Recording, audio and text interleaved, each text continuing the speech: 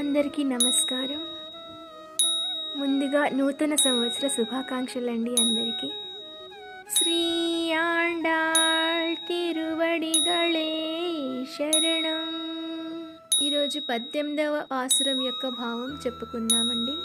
నందగోపులు మొదలుగా బలరాముని వరకు మేల్కొలిపి తలుపులు తీయమని ప్రార్థించినను వారు తెరవకపోవుట చేత మదజలము స్రవించుచున్న ఏనుగు వంటి బలము కలవాడై శత్రువులకు భయపడని భుజములు గల నందగోపుని యొక్క కోడలా, ఓ నప్పిన్న పిరాట్టి, పరిమళిస్తున్న కేశ సంపద కలదానా, తలుపు తెరువుమమ్మా. కోళ్ళు వచ్చి కూయుచున్నవి. జాజి పందిళ్ళ మీద కోకిలలు గుంపులు గుంపులుగా కూడి మాటిమాటికి కూయుచున్నవి.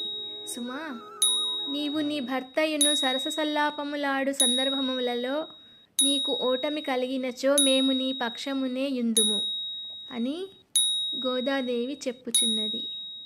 ఇదండి ఈరోజు పాసురం యొక్క భావము. మరొక పాసురంతో మళ్ళీ కలుసుకుందాం. శ్రీ ఆండాళ్ తిరువడిగళే శరణం.